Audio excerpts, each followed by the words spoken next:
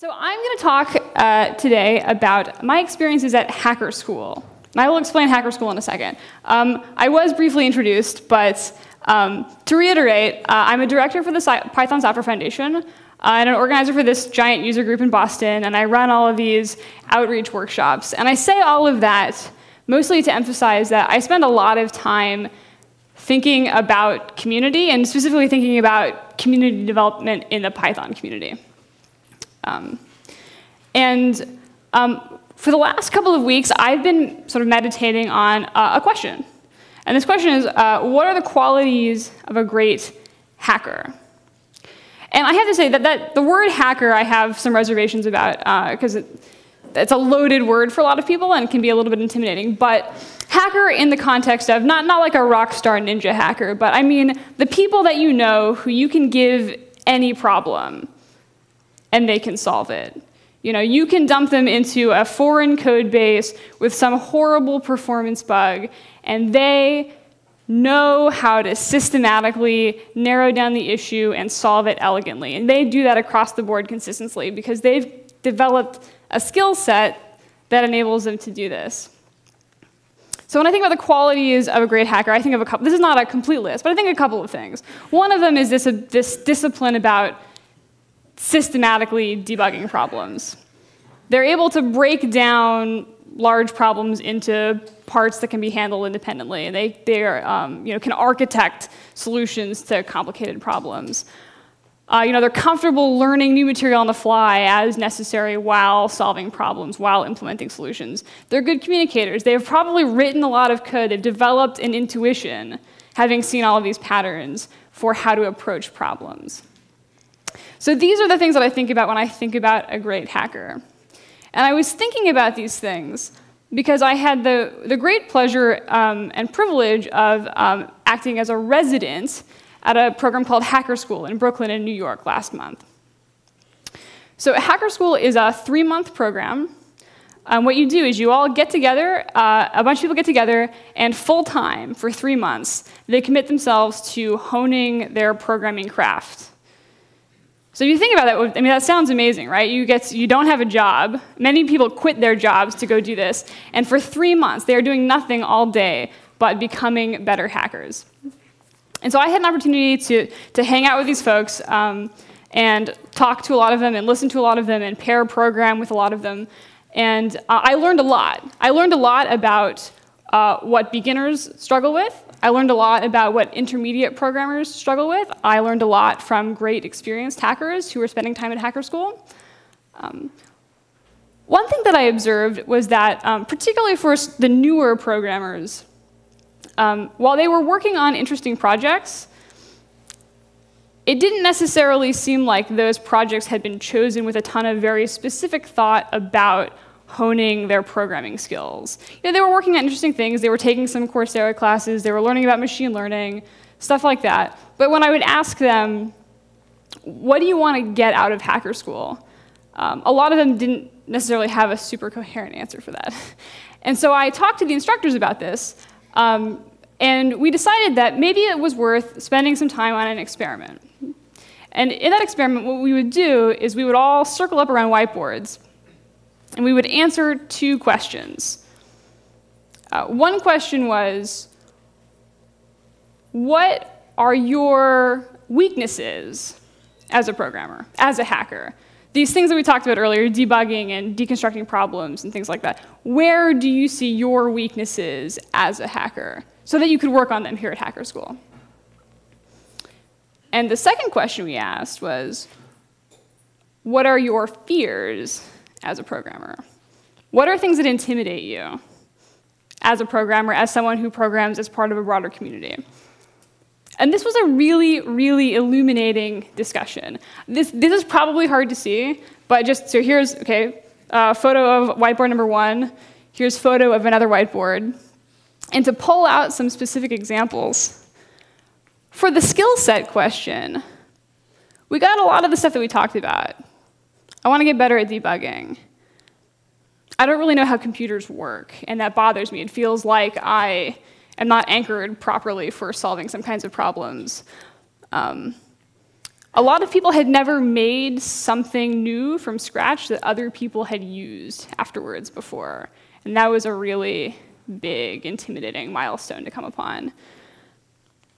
But this stuff is really illuminating for me as someone who cares about community, because it's useful for me to know that a lot of people worry about these things as skills. And these are not things that you develop in school necessarily, and not even on the job necessarily explicitly. A lot of this stuff happens from years and years of practice, unless you're being focused about it. And that was exactly the point of Hacker School, right? We're here for 3 months to work together to hone these skills. So it's a good thing that we finally identified a bunch of them so that we can focus on working on them together. So these were some answers to the skill set question. Here was on the other board. I really like this one concept, this concept of code radius. One of the Hacker School staffers, this is a phrase that he uses about himself. He said, when we were talking in this circle, I feel like I'm a great programmer up to 1,000 lines of code.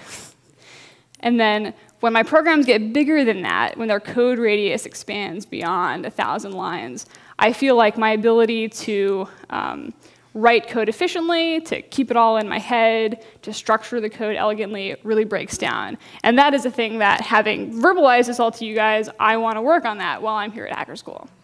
I thought that was a really interesting observation. Even more interesting were the answers to the fear question. Here are a couple of common ones. This is the one that resonates with me the most. I know a lot of people who worry about feeling like they're not smart enough as programmers. Okay, why don't you raise your hand if you sometimes feel you're not smart enough as a programmer? Is that practically everybody, right? Okay. So as a beginner, a lot of people felt like they were the only one. And then this would last forever. Like, I have been programming for 6 months, and I think I'm not smart enough, and I don't know what I'm doing in here anymore, and that's really stressing me out. And being able to hear this, we can do something about this now at Hacker School, because once they know that they're not alone, and this is a specific feeling they can work on, it'll get better. And this is also not only expressed by beginners. You know, there were super experienced folks at Hacker School. I talked to a lot of programmer friends of mine preparing for this talk, one of whom, Ned, is exactly twice my age. You can try to guess how old that makes him based on what I look like. But Ned is twice my age, and he's been programming for longer than I've been alive, and he still feels like this sometimes. But it's really important to identify this stuff so that you can tackle it, so that you can mentally tackle it, and so that we as a community can be conscientious of this with all of the new people, and even the experienced people who are joining our ranks as Python programmers.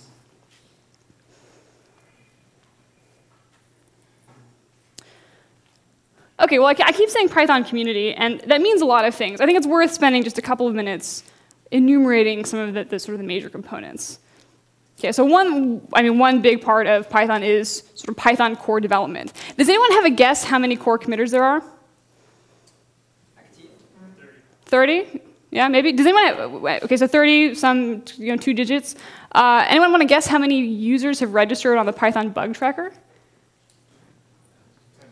10,000? Okay, yeah. That's a lot of people. Okay, so there are almost 150 Python core committers. This is a big project that is used by a lot of other really big projects. I know that not everyone has acted on their user registration, but 12,000 people expressing an interest in contributing to Python, that is a huge number of developers. And then there's the broader Python in open source community. In case you're wondering, Python is the 3rd most popular language on GitHub. Anyone want to guess how many packages are on PyPI? 3,000?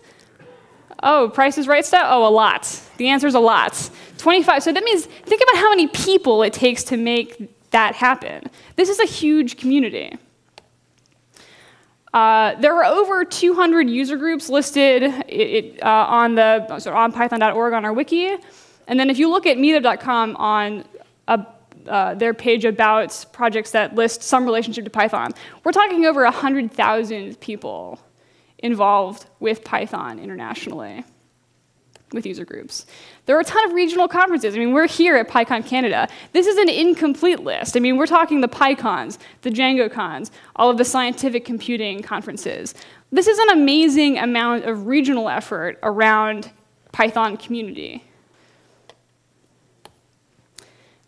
And then there's this new thing that's been happening the last couple of years. Well, it's sort of new and it sort of isn't, but we're seeing a new kind of volume the last couple of years. So there are a bunch of new, really popular, massive online learning initiatives. Has anyone taken, so raise your hand if you've taken a Coursera class. Yeah, anyone, how about Udacity? A couple, smaller number. edX, MIT and Harvard's, they're kind of losing that game, I know. Anyway, so Coursera, at least I've personally taken a ton of Coursera classes. As it happens, because Python is such a great learning language, all three of these programs have decided to use Python as their intro to programming language. Between these classes, over 300,000 people have had their first taste of programming in Python in the last year and a half. Like, that is an astonishing number of people. And not all of them stick with it, but this is the introduction that they're getting. This is the taste that they're getting. And these are mostly, this is informal learning. This is not in a classroom setting. A lot of these people don't have formal CS educations. And it's worth mentioning that at Hacker School in Brooklyn, 75% of those folks had no formal CS training as well. So these were folks who never went to college or majored in something else, definitely had never had a job in programming, and were attending this program to bolster their skill set, mostly in the hopes of making a career change. So a lot of informal learning as well. And so we have all of these people, a ton of beginners, but a lot of people from a lot of different backgrounds interacting in a lot of different ways in the Python community. It's worth keeping in mind the skill set concerns and the fears that people have.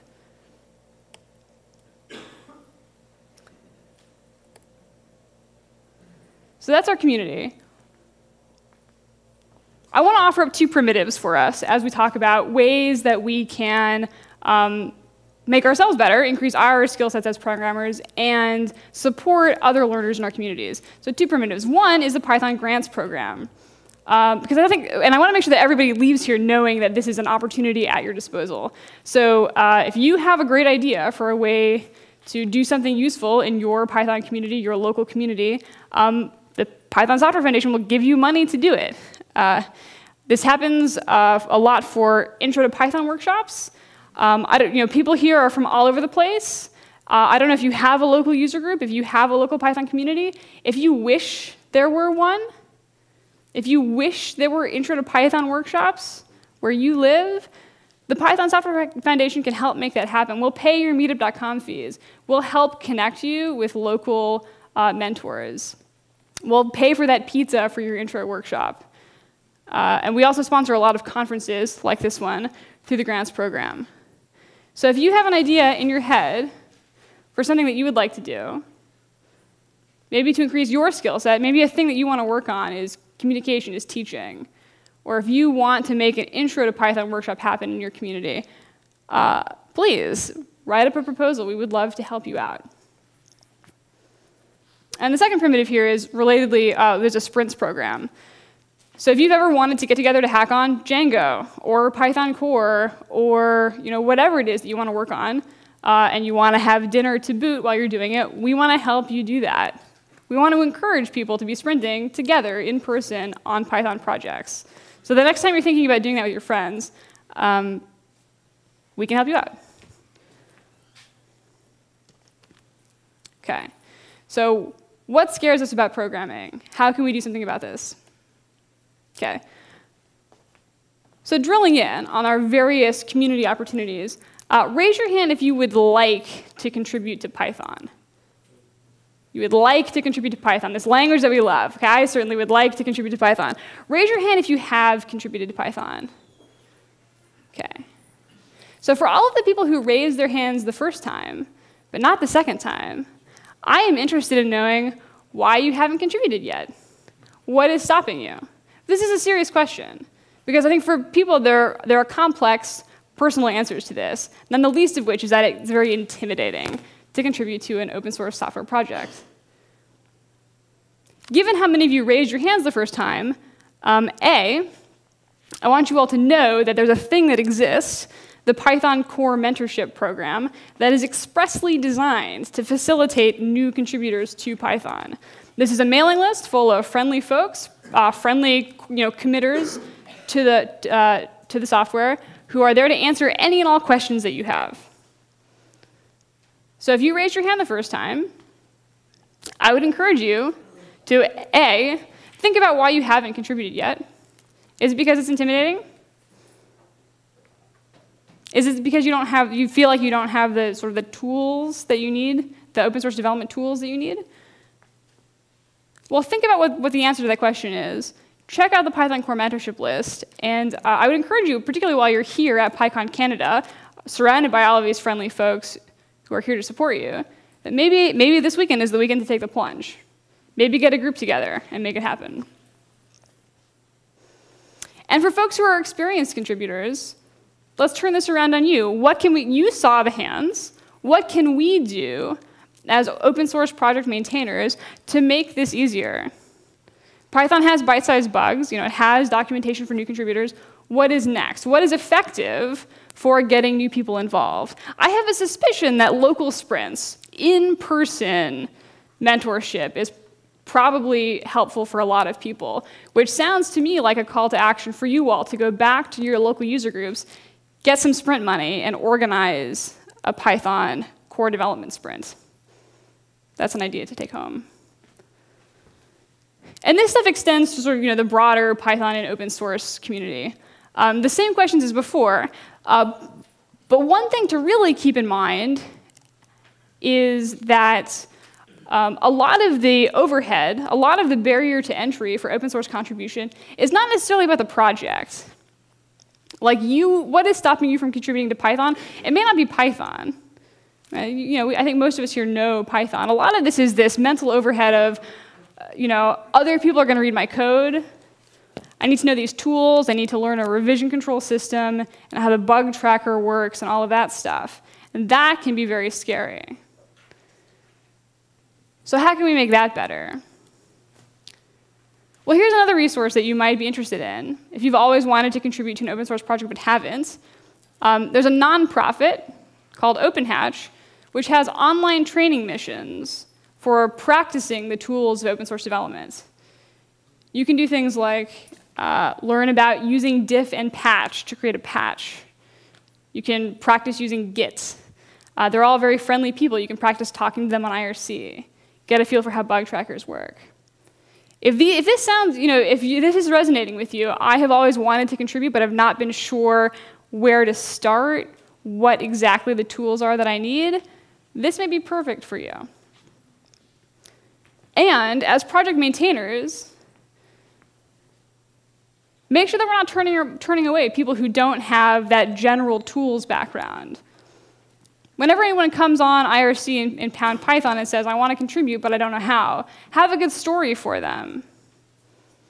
Don't say, go learn how to use Git, go learn how to use Mercurial, and then come back. Have a roadmap for potential new contributors. Because a lot of this is really scary for people, remember?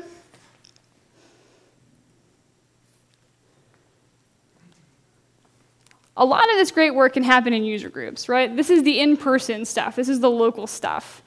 So this is where a lot of opportunities are for using that grant money, using that sprint money, you addressing some of the concerns you have yourself in the context of friends who probably also have the same concerns.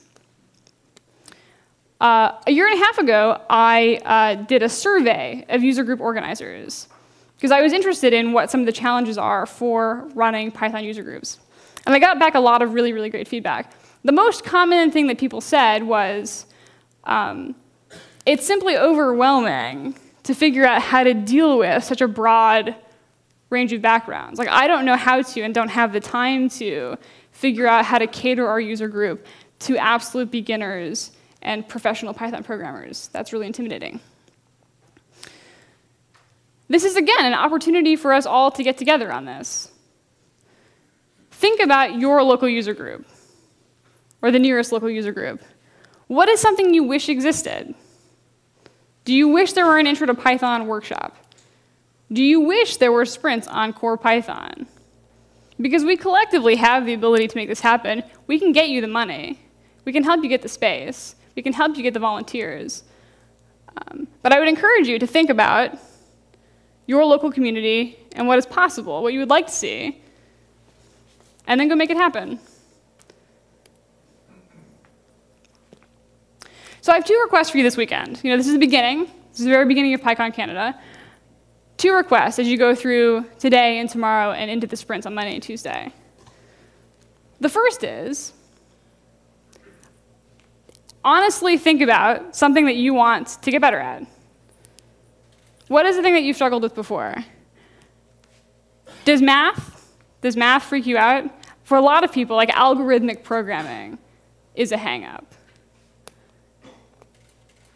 Do you get caught up on the sort of interface, protocol, architectural design stuff when it comes to programming? Think about something that intimidates you. Think about a skill set thing you want to develop, and then commit yourself to, this weekend, working on it. OK, so you need practice architecting solutions to big problems. OK, great.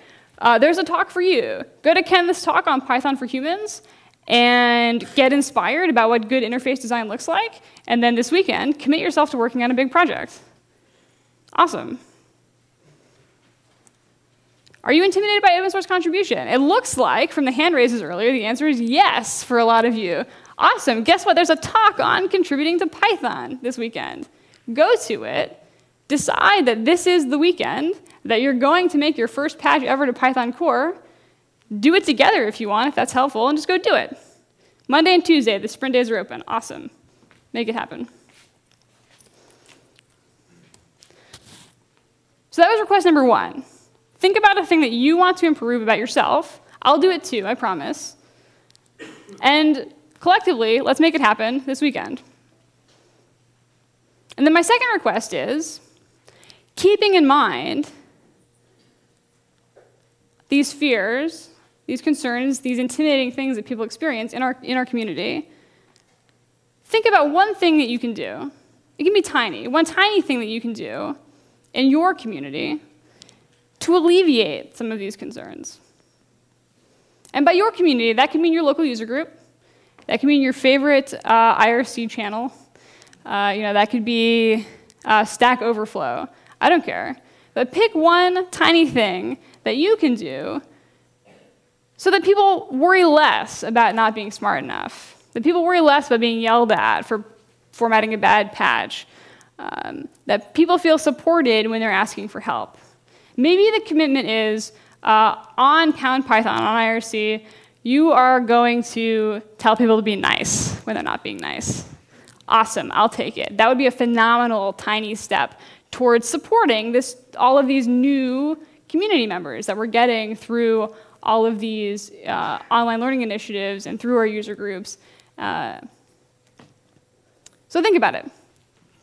Walk away today with something for you to work on for yourself and something for you to work on for your community. And I think that if we were literally all to do that, we would have a tremendous impact on Python in general by the end of this week. So think about it. And I'm going to leave you with one quote from a workshop, an intro workshop that I teach, the Boston Python workshop.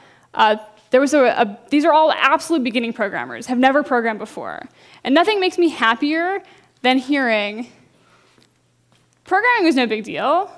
Programming was not intimidating. I was awesome at it this weekend. I am hooked. I'm going to continue learning Python. That is what I want to hear from beginners. That's what I want to hear from intermediate programmers. I want advanced, super awesome programmers to keep that sort of positive attitude about what's possible with programming. And I hope that you'll experience this weekend here at PyCon. I hope you all learn a lot. I hope you all help each other. I hope you all attend the sprints. Thank you to all of the organizers. And I think that we are set to go forth with more awesome talks at PyCon Canada.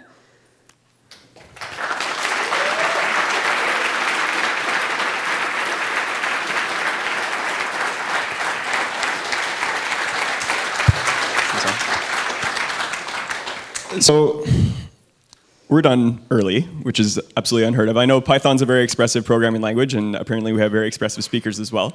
We're about 15 minutes ahead of schedule. So Jessica, if you'd like to take a few questions, actually, we could probably do that at this time. Is this thing rigged for questions? So does anybody want to come up and ask Jessica a question about her talk? This is Daniel Lindsley. Welcome, Daniel. So it's somewhat related to your talk. You said you manage the Boston Python users group. Yeah. What's some of the complexities of dealing with that size of a user group, and what can people with smaller groups learn from that? Totally. Okay, so the question is, okay, Boston Python user group is huge. Maybe what can other user groups learn, and in particular, smaller user groups? So we are huge, 2,500 people. Our average event size is like 100 to 120. And the big thing is space, which is not that interesting, but it's a reality. Space and feeding 120 people is actually really expensive. But what I will say is, we didn't start out that large. A year and a half ago, we were 600 people.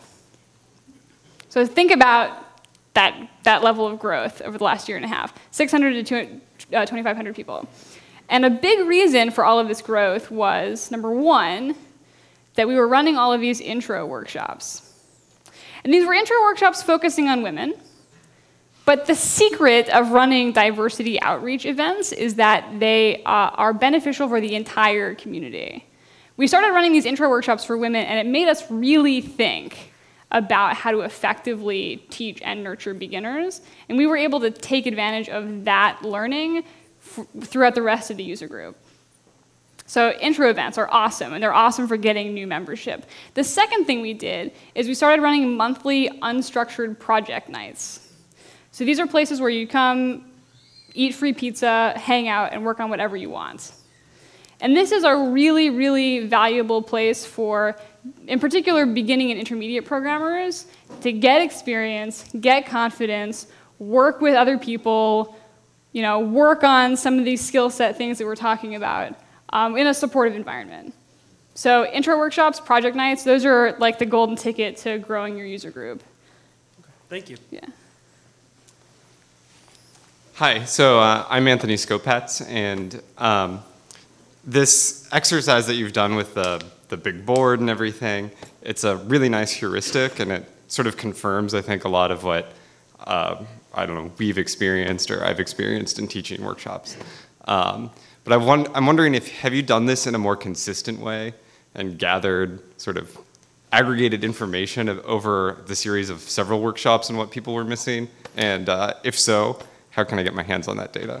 Sure. So to be clear, the whiteboard exercise was from when I was visiting Hacker School for a week. Okay. So if we're interested in this experiment, we should all go talk to Hacker School and get them to keep doing this experiment as they go through their batches.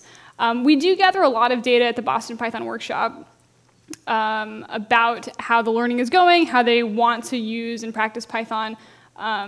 And that similarly addresses a lot of those questions address concerns that beginners have, as well as perhaps women specifically learning programming. Sure. So I would be happy to talk with you about those details if you're interested. Greg Wilson, so you've told us how to do this right. What are the big mistakes? If you could go back, what are the things that we should really avoid doing? What goes wrong? What goes wrong in programming communities? In growing a user group like this and running these workshops, what are the terrible warnings? Because sure. I always care more about those than the good ideas. Sure, absolutely. I mean, well, okay, so I have a couple of answers to this. Number one is, if you haven't done it before, it's really hard to understand what it's like to be a beginner if you haven't been one in a long time. And when I say beginner, let me give you some examples. Okay, Boston Python workshop, people with no prior programming experience. Things that we need to teach as part of this include installing software, having a reasonable text editor for editing code. You don't have that on Windows by default. Starting Python, basic command line navigation skills. These are things that are taken for granted for people who have programmed before or who have sort of high general technical literacy. And you don't, you have to be careful about that if you are committed to helping beginners in your user group. So like the level of beginner people whichever of over or underestimate. in this context, yeah. So beginners. And then the second thing is it's actually really hard to be really patient and really nice. And you should all practice and not let people be mean and call out bad behavior. And that sounds really silly, but you all hang out in online fora probably. It's pretty easy for people to not be as nice as they think they are. So be nice, be friendly, be supportive, be open, be welcoming of diversity initiatives. These things all promote a really happy place full of learning, which is what we've become, which is great. I have another question about teaching beginners.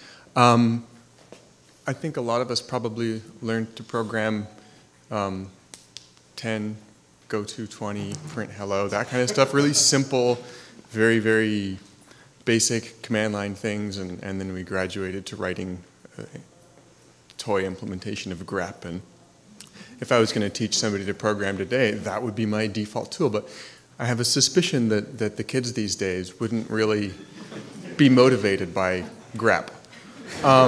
You'd be surprised. You'd be surprised. But So, I mean, what kind of projects do you have to give to people? Do you have to say, here, write a search engine, or? Well, that's what Udacity did, right? Uh-huh. So Udacity's class was all about that. Which sort is of the culminating kind of project. advanced, it seems to me. I would agree. But I'm curious. How do you find the balance between the simplicity of grep and the gratification of a massive, complicated website using a modern framework and JavaScript and Python and HTML and CSS and whiz-bang stuff that takes years to learn how to do? Yeah, that's a great question. And it's a great question for a couple of reasons. One is that people want to do stuff with Python that they may not be ready for, and you have to rein that in a little bit. For example, everyone wants to build a website in Django. And if you learned Python 2 days ago, I mean, that may be an option for you, but it may also not be, because there's all this auxiliary stuff about like how the web works that's a part of building a website. So what we do in Boston is we've crafted really tiny bite-sized projects that we've very, very carefully honed and like peeled away the layers from repeatedly over the last year and a half, so that attendees have this wow moment without actually writing a lot of code that's very hard. So the 3 projects that we use, one is implementing little parts of a Twitter client. And you write like the one line that finishes the API call, and then you get the benefit of like being able to stalk your friends on Twitter with this little script that we've written, and that's really appealing to new programmers. The second project we have is this color wall project where it's like a grid of pixels, and you program graphical effects for it, which is very appealing to people who are sort of visually inclined. And then our third project is a wordplay project, where you sort of find words with weird properties, and you learn how to cheat at words with friends. But again, the actual code that these people are writing, it's like you write the for loop. And they do that, and then it works, and it feels awesome, and they get that wow moment without actually having a lot of really intimidating code. We've also written a bunch of material for an intermediate Python workshop that has sort of slightly larger projects to practice programming skills. If this stuff sounds interesting to you, there is that group organizers mailing list at python.org where people talk about this stuff, and all of our material for all of this stuff, the beginner and intermediate workshops, are all online and Creative Commons licensed. So if that sounds fun, I would be happy to get in touch with you. Did that answer? That was a long answer. So. Hi. I was wondering, when you get more beginners, as you did in Boston, and then how did you fold them into the user group? In Chicago, our user group usually has intermediate to advanced presentations every month, so I'm afraid that would leave beginners behind. Yes, by force of will. No, what we do is we have these project nights every month. So, those are appropriate for people of all programming experience backgrounds. So at the very least, there's an event every month that a beginner can go to. And then we make a point of running events that cater to beginners. We just had an Intro to Django workshop. I mean, the organizers, it's up to you. It's up to you to find the balance between the experience levels that you're catering to. This is going to have to be our last question, so if you want to ask Jessica a few things after the talk, we're going to have a break, and you can stalk her then. Okay, so you've been talking a lot about teaching programming to beginners. How do you convince them that it is actually possible to learn programming? Because most of them, I find, are afraid or even unaware that you can program computers. How do you do that? That's a good question. Well, so a lot of it is again by this willingness to start at the very beginning, where we install Python together, and we install a text editor together, and there's literally no prerequisite material implied when we run these things. So I think if you commit to running it, to starting at the very beginning, people become very willing to experiment. I mean, people have to want to learn Python before they'll come to one of these workshops. So we're like one step after what you're talking about. I think a lot of people see the value, though. In particular, when we run these events, we get a ton of folks who want to change careers in programming. Like they've lost their jobs, or the economy is crappy, and like they know that their programmer friends are making lots of good money, and that seems like a pretty legitimate weekend investment to make. I think in general, people understand the value of programming, even if they might not personally want to pursue it.